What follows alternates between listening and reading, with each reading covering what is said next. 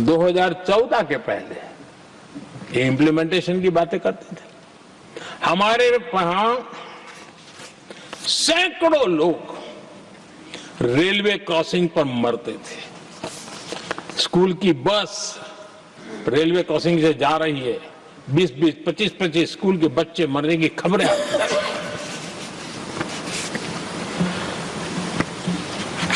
Unmanned railway crossing, वो इतना बड़ा काम नहीं था कि नहीं कर सकते थे। ये काम भी मुझे करना हुआ और हमने सारे अनमैन्ड क्रॉसिंग बंद कर दिए, लाखों लोगों की जिंदगी बचा ली। इसलिए ये मोदी की कब्र खोदना चाहते हैं। आदरणीय सभापति जी, 2014 से पहले इस देश में 18,000 गांव ऐसे थे जिनको बिजली का मतलब पता नहीं था। बिजली का कोई तार होता है, कोई बल्ब होता है, कोई लट्टू जलता हुआ उसमें उजाला निकलता, पता नहीं था उनको। 18,000 गांव 2014 के बाद जब आपने हमें दायित्व देशवासियों ने दिया, उन 18,000 गांव जिन्होंने कभी बिजली का मुंह तक नहीं देखा था, बिजली का शब्द भी कान पे नहीं सुना था, उन गांवों में उजाला पहुंचाया। इसलिए इनको मोदी की कब्र खोदने के सिवाय अब कोई रास्ता नहीं दिख रहा है। आदरणीय सभापति जी, वो भी एक वक्त था जब देश में बार बार खबरें आती थी, मीडिया में हेडलाइन हुआ करती थी, सरहद की स्थिति के संबंध में बयान आते थे। गोला बारूद नहीं है, बुलेट प्रूफ जैकेट नहीं है,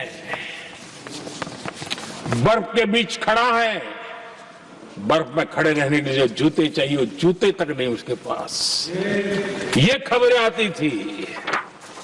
हमने देश के जवानों के लिए खजाने खोल दिए, देश के जवानों को जो चाहिए वो देने की चल पड़े।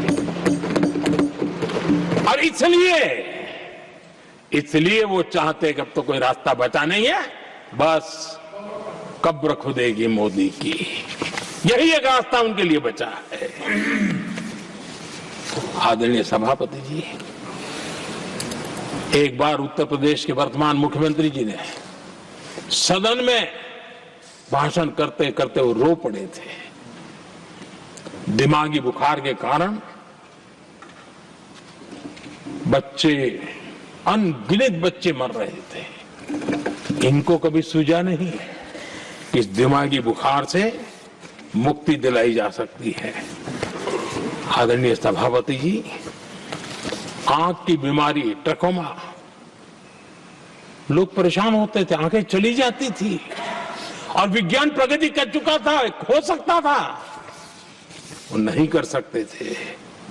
हमने दिमागी बुखार से भी मुक्ति दिलाई और हमने ट्रकोमा से भी देश के लोगों की आंखें बचाई। यही सफलताएं हैं, यही संवेदनशीलता है, समाज के लिए जीने मरने का यही संकल्प है। पल पल, तिल तिल समाज के लिए बिताना, घिसना, झलना, वो उनको परेशान कर रहा है। तब जाकर के मोदी तेरी कब्र खुदेगी, ये मंत्र लेकर के चल रहे हैं, ये सपने देख करके चल रहे हैं और बातें लोकतंत्र की करते हैं। मोहब्बत की दुकान के साइन बोर्ड लगाते हैं। क्या सार्वजनिक जीवन में ऐसी नफरत होती है? आदरणीय सभापति जी, इनकी सरकार रिमोट से चलती थी, मेरी सरकार भी रिमोट से चलती है। 140 करोड़ देशवासी मेरा रिमोट है।